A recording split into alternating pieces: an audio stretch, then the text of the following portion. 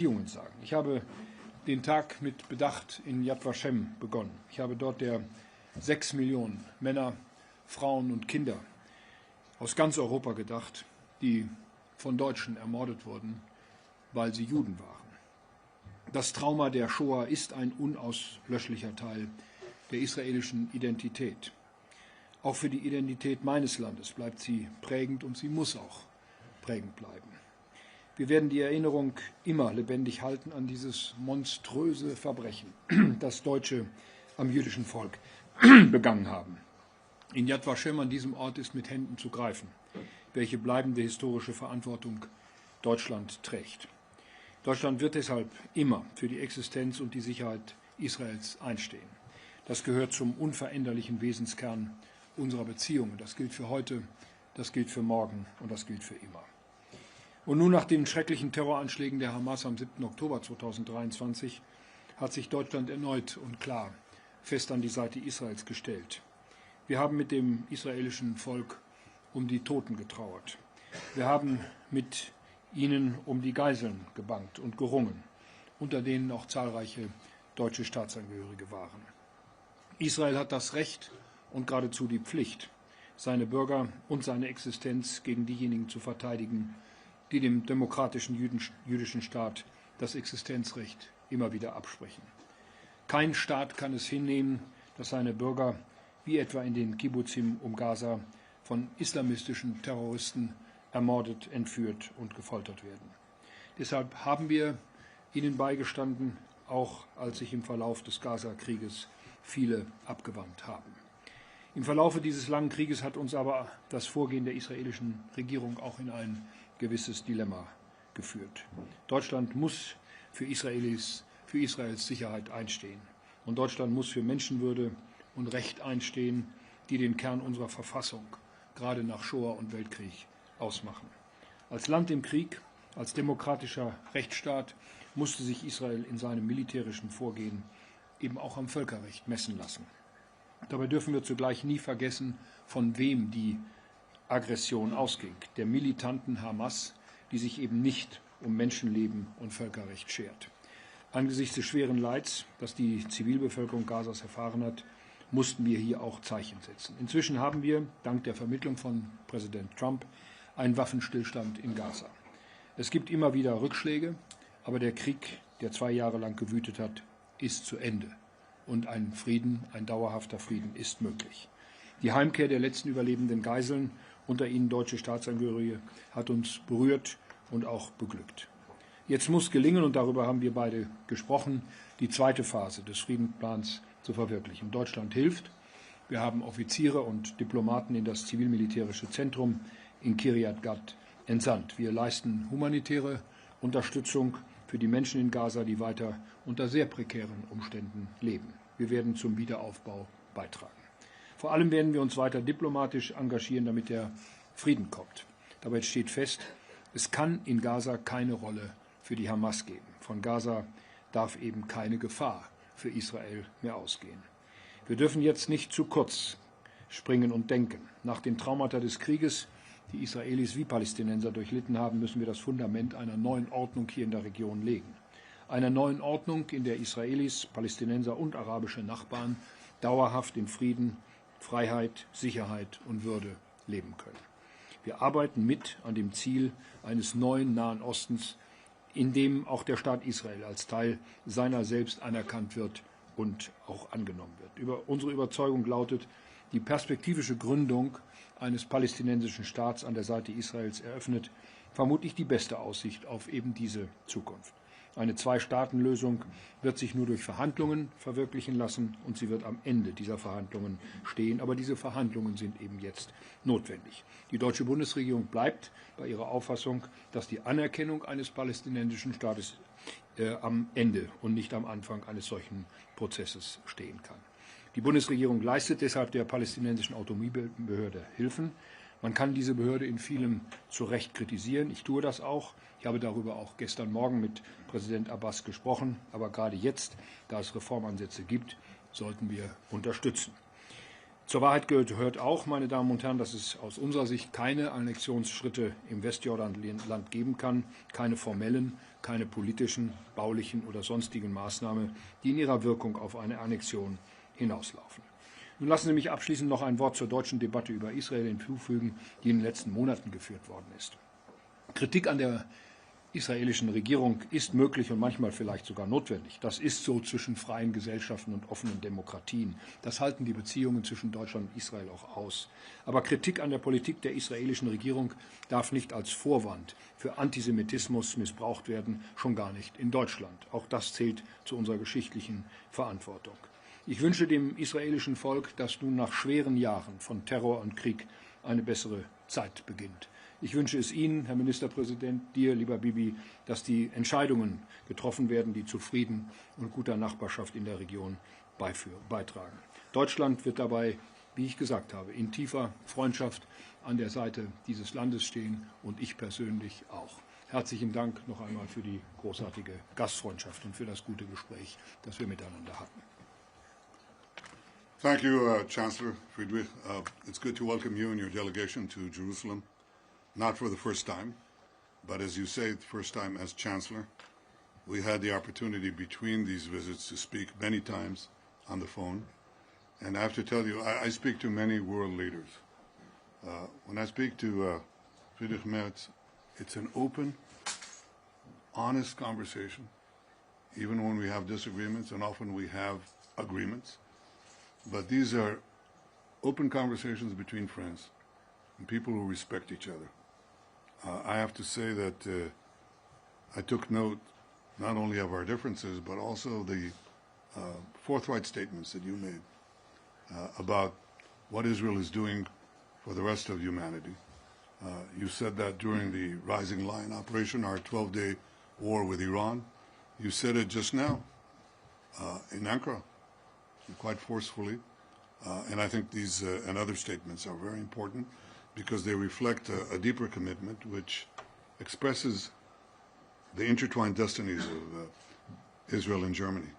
We went through the greatest tragedy that any people suffered on German soil and committed by Germans.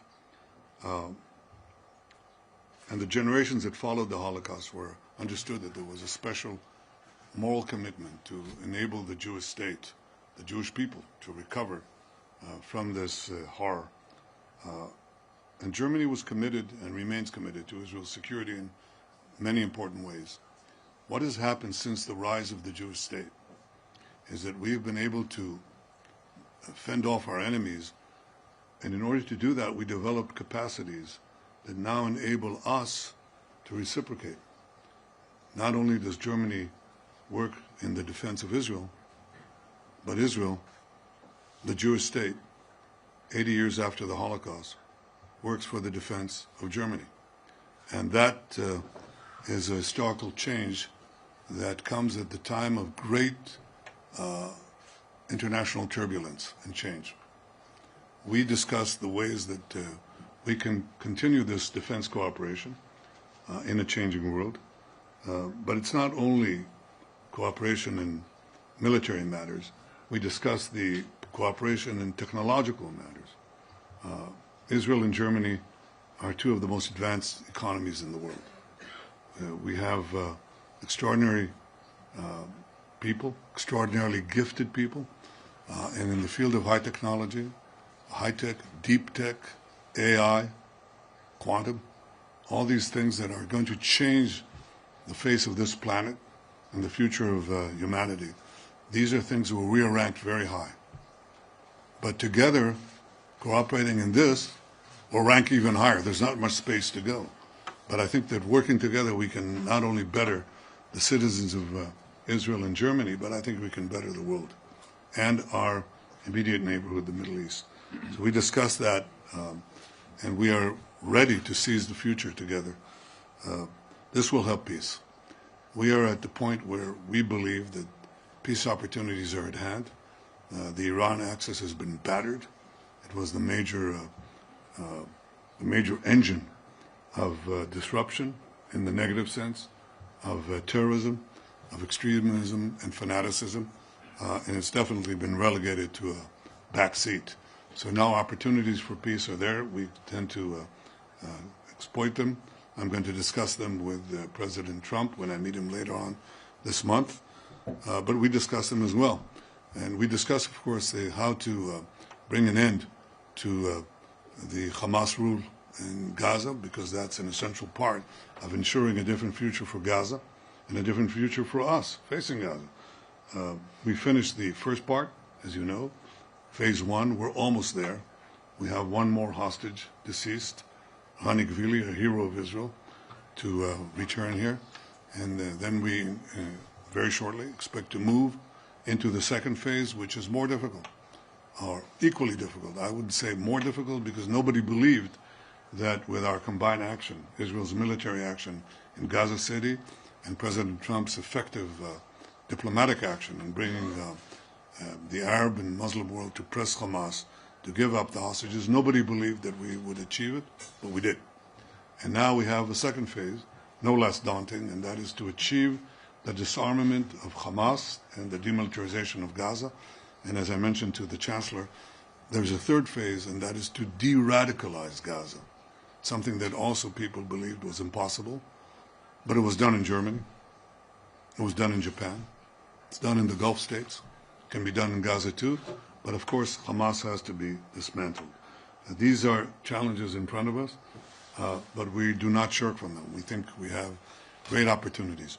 I think Israel, the people of Israel, the soldiers of Israel, have demonstrated amazing resilience and amazing courage. We have fought a 7-front war against malign forces led by Iran that are openly committed to annihilate us. This, 8 decades after the Holocaust, an openly declared attempt to annihilate the Jewish state. Imagine that you had an openly declared attempt to annihilate Germany, or an openly declared attempt to annihilate France, or Austria, or any other country. Israel, faced with that, obviously mustered its resources and fought a just war with just means. We are undergoing vilification on a historic scale. A historic scale for the last 80 years, but not for the Jewish people. We've been maligned through centuries. In the Middle Ages, in Germany, and throughout medieval Europe, we were accused of poisoning the wells, of slaughtering Christian children to use their blood to bake Passover matzahs. We were carrying vermin. These were the accusations that were always preceded the actual annihilation that followed. And Jews were attacked, they suffered pogroms, they suffered expulsions, and they suffered wholesale massacres from a very large swath, from Spain to Ukraine. Enormous vilifications, enormous attacks, culminating in the greatest massacre of them all, the Holocaust. What has happened since? We thought, some thought, actually I didn't, but some thought, that anti-Semitism was gone. It's not gone. That cyclical phenomena of attacking the Jews in ways that prepare their destruction, delegitimize them, was transferred from the Jewish people to the Jewish state. It just took a respite, a few decades, where anti-Semitism was not done in polite company. Now it's done in every capital. And people carry the flags of Hamas. Flags of Hamas. These people who tortured women, raped them, then beheaded them, burnt children alive, babies alive, took hostages, Holocaust survivors, babies. This is outrageous. People demonstrate for them and accuse Israel of bogus war crimes because Israel has gone to lengths that no army in history has done in the most difficult urban warfare situation, asking the population to leave, and Hamas shooting them to keep them there so the casualties can appear on the various international networks. I understand the enormous effect this has on the publics in Germany and Europe and to some extent America. But I will tell you, as I told the Chancellor, there's one big difference. We may not be able to control that, but we have changed Jewish history in the sense that those who vilify us can no longer annihilate us. Because when they come to do that, as they did on October 7th, we roll them back. And as they try to put a noose of death around us, as Iran tried with its proxies, we roll them back. That's the big difference. And I think this truth will emanate, and I commend the Chancellor for speaking the truth in a number of important occasions. But we still have a job to do to explain what it is we're fighting, how we're fighting it, and why we're doing what we're doing is not only for our defense, but for Germany's defense, and the defense of free societies everywhere, and I will say our non-radical Arab neighbors as well. In fact, they understand it better than most.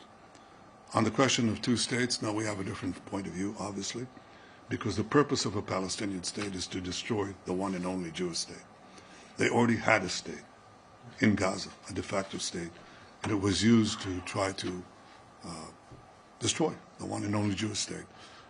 We believe there's a path to advance a broader peace with the Arab states, and a path also to establish a workable peace with our Palestinian neighbors. But we're not going to create a state that will be committed to our destruction at our doorstep. And as you know, Israel is gigantic. It's 50 kilometers wide, 70 kilometers wide at its widest point. And we are obviously going to take care of our security. The one thing that we will always insist upon is that the sovereign power of security, from the Jordan River, which is right here, to the Mediterranean Sea, which is right there, that will always remain in Israel's hands. And that means that Israel will control its destiny and continue to protect its security for our sake and for others as well. I have to say, Friedrich, I think we're at the cusp of a new age, because I think that we will achieve the expansion of peace. I think that we are at a new age because I think that the possibilities of technology, with their risks, especially in AI, but with their positive benefits, are enormous in every field. I mean, from agriculture to health to transportation and I think that we are together, we can lead this and become not a secondary power, but a primary power in the advance of humanity. I look forward to our discussions, and I have to say that your wife was supposed to come here. Bring her next time. It'll be an opportune moment to expand on these things. So welcome, Friedrich. Welcome, Fred. Thank you so much. Thank you. We'll start with the questions from the forum. Prime Minister, following up your words and what the Chancellor has just said, he asked you not to take any steps which could lead to annexation of parts of the West Bank. So my question for you would be, can you guarantee that you are not taking these steps? One can have some doubts after what you just said about security for Israel. Und Herr Bundeskanzler, können Sie bitte kommentieren, wenn Herr Netanyahu eine Zwei-Staaten-Lösung ablehnt? Wie ist dann aus Ihrer Sicht eine Friedenslösung hier in dieser Region überhaupt möglich? Danke. In fact, there is no change of the status quo. Israel today controls the security between the Jordan River and the sea. If you're not aware of it, you should be, because that is the situation. That's why you don't have terrorism exploding from Judea, Samaria, from the Palestinian areas. In fact, we brought it down considerably because we are the power that is ultimately charged with overall security. So that's what we're doing. And I said that principle in the foreseeable future will stay. It has nothing to do with the question of political annexation. That remains a subject of discussion, but as you know, we have been able to forge peace treaties with that issue that was always raised. You're never going to expand peace because you're always going to have to go around or through the acceptance of the PA. If the PA doesn't agree, you're not going to have any Arab country come. That's what I was told before we signed the Abraham Accords with 4 Arab states. And in fact, the way we got it is we went around the PA, because the PA is not interested in peace with Israel. They're interested in a peace without Israel. They don't want a Palestinian state next to Israel. They want a Palestinian state instead of Israel. So I think that everybody says, well, they'll change. Well, we'll see. If they'll change, I doubt it. I mean, the Trump plan has many stages that they have to go through. But I think that for most Israelis, we want peaceful relations with our Palestinian neighbors. They have to stop educating their children for the murder of Israel. They have to stop paying for slaves. They pay, the more Palestinians, the more they kill Jews, the more they get paid. And they have to stop naming their public squares against mass killers. We're in the compound of the Israeli government. It's not named after killers. It's not named after people who committed mass murder. There has to be a change. And I can tell you that most Israelis now, if you ask them, okay, would you want a Palestinian state? Okay, we asked that question in the Knesset. There are 120 members in the Knesset. And the question was, suppose they try to force us on us a Palestinian state. You know what the vote was? It was 99 to 11, 10 abstentions. That includes the broadest spectrum of Israeli politics that you can imagine. After October 7th, people say, you know, what will be different? You had a de facto Palestinian state in Gaza. What did they use it for? So people ask this question, and I don't shirk from it. I tell you what it is. But you asked about concrete plans. That is not something that I think we're headed in the coming time. Well, it'll be a question that will be raised eventually, but not right away. Ich kann vielleicht direkt an dem letzten Satz anschließen. Keiner weiß, was die nächsten Tage, Wochen und Monate bringen und ergeben. Das Wichtigste ist jetzt, dass mit Gaza und dieser Region in die zweite Phase eingetreten werden kann. Und das Wichtigste ist die vollständige Entwaffnung der Hamas. Mein Eindruck ist, dass die palästinensische Autonomiebehörde heute bereit ist, Reformen zu ermöglichen. Das sind aber bis jetzt nur Erklärungen. Das sind keine Taten. Deswegen habe ich auch mit Präsident Abbas gestern Morgen noch telefoniert und ihm auch gesagt, dass ich nach Israel reise, ihm auch meine Position zu Israel deutlich gemacht. Und jetzt geht es darum, Schritt für Schritt diesen Friedensplan zu implementieren. Und was an dessen Ende steht, weiß heute von uns niemand. Und weil das so ist, hat auch die Bundesregierung, anders als andere europäische Staaten, von einer frühzeitigen Anerkennung eines palästinensischen Staates Abstand genommen. Wir werden das auch in absehbarer Zukunft nicht tun, weil diesem Staat, in Anführungsstriche, bis jetzt alle Voraussetzungen fehlen, um ein selbstständiger Staat überhaupt sein zu können. Noch einmal, was am Ende eines solchen Prozesses steht, weiß niemand von uns. Wichtig ist, dass es einen Weg gibt, der den Staat Israel in Sicherheit, in Frieden leben lässt und dass es Nachbarn gibt, die das anerkennen. Einige haben das bereits getan, andere tun es bis heute nicht. Und dann müssen sich die Palästinenser selbst eines Tages entscheiden, welchen Weg sie gehen wollen. Deswegen aus heutiger Sicht, es ist zu früh, darüber eine endgültige Entscheidung zu treffen. Es ist eine Hoffnung, die sich vielleicht erfüllt, vielleicht aber auch nicht.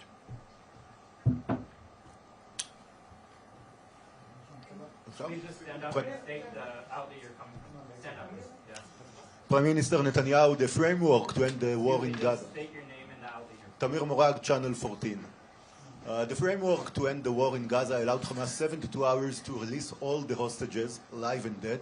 We are now almost 72 days past this deadline. How much longer are you going to allow Hamas? Is there a deadline to move forward to the second phase that includes disarming Hamas? And perhaps more importantly, how are you going to settle the differences with the Trump administration regarding the timeline of disarming Hamas? Because we know that Israeli officials have been talking about no more than a few months, while Americans have been talking about a much more flexible timeline that can stretch up to a year. And the question to the Chancellor, please. Given the terrible history of Germany and the Jewish people, can you make a commitment that at least during your tenure we will not see any more arms embargo by Germany against the Jewish state? There is one more hostage left. We had 255 hostages, most of them alive, by the way. We got them out, and the deceased hostages. One left, Rani Gvili, just a hero. I mean, he fought against these murderers, killed 12 of them, and was down to the last bullet, and he died. And he was killed, and his body was taken to Gaza, and we're committed to getting him back. I'm talking to his family all the time. They're amazing people. You know, we'll get him out. We're close to the second phase. And I think that you asked pertinent questions about what will be the timeline, what are the forces that are coming in, will we have the international forces? If not, what are the alternatives? These are all topics that are being discussed, but I haven't seen yet a clear delineation of what you say is the American position, which is contrary to our position. In fact, that's exactly what I'm going to talk to President Trump about. In the meantime, as I said, while humanitarian aid is there, it's flowing, it's not a problem, there is a problem that is there, and that is Hamas violations, including yesterday. They try to cross into our lines. They try to attack our soldiers. Obviously, we respond, and respond forcefully. So I think simultaneous with the advance to the second stage, I think it's important to make sure that Hamas complies, not only with the ceasefire, but also with their commitment, which they undertook, to disarm and have Gaza demilitarized. That's not something that is not part of something that they committed to. They committed to it. And so I think we'll be having very important conversations at the end of the month on how to ensure that this second stage is achieved. We're about to finish the first stage. We're there, almost. But we have to make sure that we achieve the same results in the second stage, and that's something I look forward to discussing with President Trump.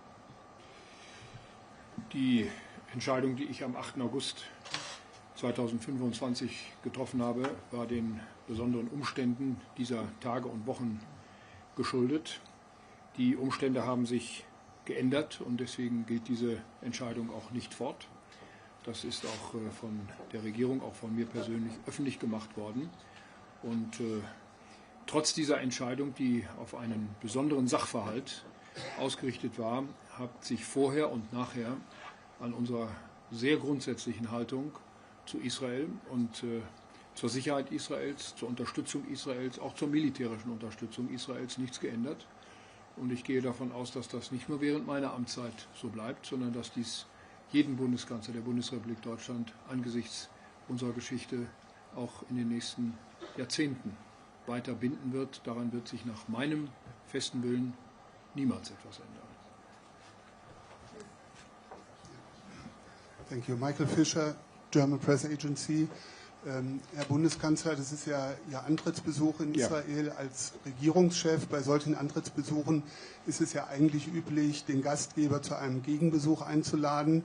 Haben Sie Ministerpräsident Netanyahu nach Deutschland eingeladen, obwohl es einen internationalen Haftbefehl gegen ihn gibt? Sie haben ja mehrfach gesagt, dass ein israelischer Ministerpräsident immer die Möglichkeit haben muss, Deutschland zu besuchen. And Prime Minister, how important is it for you to get an invitation to Germany as your most important European ally? And a quick question to both of you. If a peacekeeping troop would be deployed to Gaza, should Germany be ready to take part? Herr Fischer, wir haben über die Frage einer möglichen Reise von Premierminister Netanyahu nach Deutschland nicht gesprochen. Dafür gibt es im Augenblick auch keine Veranlassung, darüber zu sprechen. Wenn es die Zeit erlaubt, dann würde ich gegebenenfalls eine solche Einladung aussprechen. Aber das ist zum jetzigen Zeitpunkt für uns beide kein Thema. Well, of course, I'd be delighted to visit Germany again and speak there with the Chancellor, bring our government together, G2G. I think that's important. The reason we're not going there is because there's an ICC prosecutor. Prosecutor issued arrest warrants for me and for our former defense minister. He was supposed to come here, and he was saying how important that visit would be because Israel has an open system, one that works according to the rule of law. He was saying very positive things. And on the day that he was supposed to come here, he canceled abruptly. And we didn't know. Why did he do it? Well, it turned out, when we discovered this a few months later, that a few days before, one of his staff members came in and said, there's another staff member, a woman, and you sexually harassed her for a long time, and she's complaining. By the way, she's very hostile to Israel, very hostile, okay? But he ruined her life. And apparently, Karim Khan sat and said, I'm ruined. His brother, who was a conservative member of parliament in Britain, was jailed for pedophilia, okay? So, and he saw what happened to a rising career of his brother and was sentenced to jail. So he said, I'm ruined. Well, he thought very quickly, and he came to the solution that relates to what I discussed before. All you have to do is bash Israel. And if you can bash Bibi, that helps too. So that's exactly what he did. He canceled his trip and came up with these trumped-up charges of starvation and genocide and so on, all these things that can be literally disproven. But he was going to investigate them, and he didn't. He came out and immediately went on the tube because he wanted to deflect these charges from him, which he did because they eventually came out, by the way, from other women too. So this is a corrupt prosecutor that is destroying the reputation of the ICC and causing many people to say, is this the organization that was supposed to follow the Holocaust? This was the organization that was set up to make sure that nothing like this ever happened. What happened to the Jews never happens again. And then when Israel is fighting for its life against people who are cutting off our heads literally, it accuses Israel. And basically that's what it does. It accuses Israel. Our soldiers, our brave soldiers who are fighting, many of them losing their lives going into booby-trapped buildings in order to save lives. So I think that this is outrageous. The ICC has a lot of corrections to do about itself. And one of them is obviously to get rid of these ridiculous charges. But until it does, there is a question that arises in well-meaning countries and well-meaning governments of how subordinate they are, their judiciaries are to these absurd charges. And I recognize that. But I guess that since we're overcoming so many things and doing the impossible, this is in the realm of the possible, and probably sooner than you think. Sorry, one last question. Anna Balskinori newspaper. Mr. Chancellor, does Germany oppose the European Commission's proposal to suspend parts of the trade and cooperation agreement with Israel? Thank you very much, sir. Ja. Vielleicht kann ich in dem Zusammenhang gleich die zweite Frage von Herrn Fischer noch mitbeantworten. Wir sind bereits engagiert in der zivil-militärischen Zusammenarbeit. Wir wollen jetzt, so haben wir es verabredet, abwarten das Ergebnis der Gespräche, das Ministerpräsident Netanyahu mit dem amerikanischen Präsidenten noch in diesem Jahr führen wird. Und ich habe unsere grundsätzliche Bereitschaft natürlich erklärt, an vielen Dingen teilzunehmen, die auch einen Wiederaufbau von Gaza ermöglichen. Wir wollen das Gespräch darüber fortsetzen, sobald klar ist, zu welchem Einsatz auch die amerikanische Regierung bereit ist, denn Phase 2 muss jetzt kommen und dann muss Phase 3 ebenfalls in den Blick genommen werden. Welchen Beitrag wir dazu leisten können, würden wir auch danach entscheiden. Wir haben nach meinem gegenwärtigen Kenntnisstand eine Entscheidung über Sanktionen gegen Israel oder andere nicht auf der Tagesordnung des Europäischen Rates. Ich habe das in Deutschland deutlich gemacht und mache das auch hier deutlich. Wir haben kein Interesse daran, die Zusammenarbeit mit der Wirtschaft oder die Zusammenarbeit mit der Wissenschaft in Israel zu beschädigen. Im Gegenteil, wir sind daran interessiert, diese Zusammenarbeit zu vertiefen und zu intensivieren. Und deswegen gehe ich davon aus, dass es keinen zusätzlichen Entscheidungsbedarf auf der europäischen Ebene dazu gibt.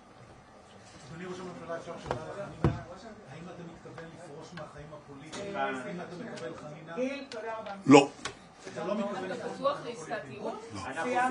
And the last thing that I would say, they're very eager. They're very concerned with my future. They want to make sure that how shall I say this? They're concerned with my future. Well, so are the voters, and they'll decide, obviously. But we have big tasks to do, including with Germany, in historic cooperation that will actually will, in many ways, tower over our previous cooperation, which was quite amazing.